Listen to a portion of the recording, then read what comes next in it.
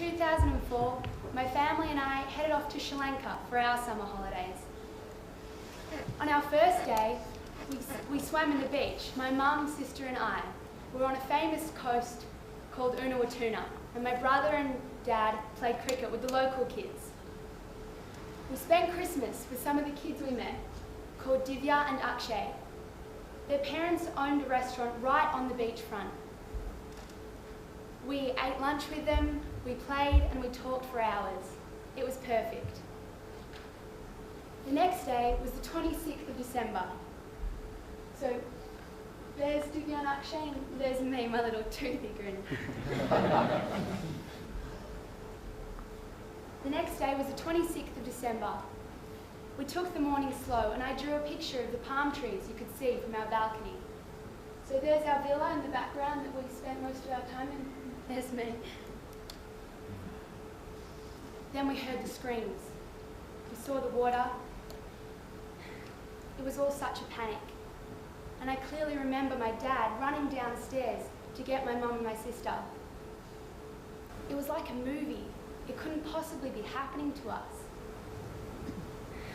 The water was surging from the beach. It was dragging everything in its path, from fridges to cars and even Christmas decorations.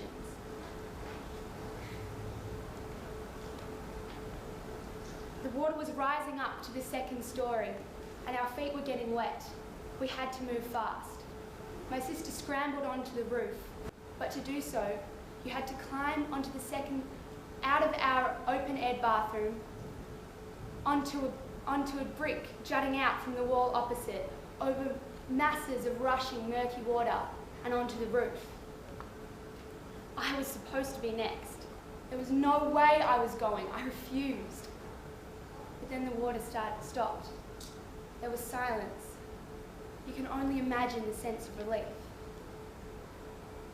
As the water went out, survivors made their way to our sturdy villa. It was the only one left standing in our hotel.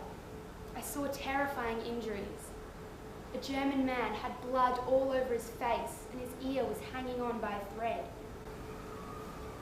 A Dutch lady could hardly cry over the loss of her baby boy because her ribs had been crushed.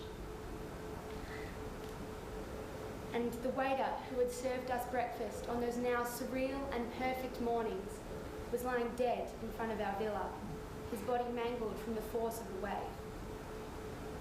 I was lucky being only 6 when the tsunami struck. I wasn't able to understand the horror and devastation as my 10-year-old sister could. She was distraught. She could hardly hold herself together. And when someone came around calling for doctors and my mum went off, I knew she was really needed, but I wanted my mum. But not long after we followed her. Clinging to my teddy bear James, we went to the highest point where everyone was meeting, the Rock House Hotel. Mum had gone into doctor mode. She put us to work. My brother and I collected medicine from people's toiletries, and we tore up sheets as bandages, and we helped her treat many injuries. We tried to sleep on wet mattresses with 40 others crammed in a room. There was mosquitoes buzzing over our head. There was no power or water. The toilets were blocked and the dogs wouldn't stop barking. The locals were so generous despite their own losses. They brought us bread, dal and bananas. And the rest of us at the Rock House were mainly tourists, but we helped each other in whatever way we could. So what I really remember about the tsunami is that a tragedy can actually bring out the best in people. Do you remember Divya and Akshay, the kids we spent Christmas Day with on the beach? After we made it to the Rock House, we were really worried about them. Their house had been swept away. We were relieved when we found out they were safe. They'd seen the wave coming and they'd started to run when they came to a canal, and water was surging down the canal in front of them and the wave was gaining on them from behind. A boat got stuck right in front of them. A fishing boat got stuck in the canal and they used it as a bridge to cross over to safety. They had lost everything. but at least they were alive. On my first day back at school, the teachers asked us to draw a picture of how we spent our summer holidays. I drew a picture of a person stuck in a wave shouting for help.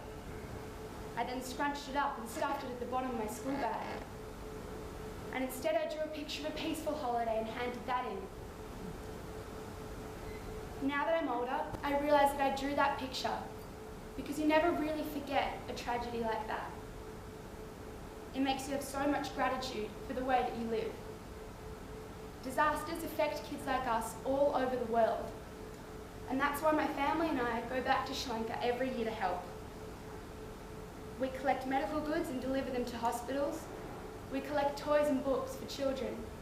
And we run medical clinics in places that doctors don't often reach. I'm now proud to tell people what I do on my summer holidays instead of stuffing it away in my school bag.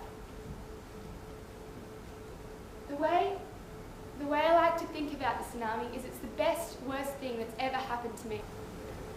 It taught me lessons that no teacher could have. It taught me how to fight when I'm really down. It taught me how lucky we are in Australia and how rewarding it can be to help others. I wouldn't be the person I am today if I hadn't had to cope with the terrors of 2004.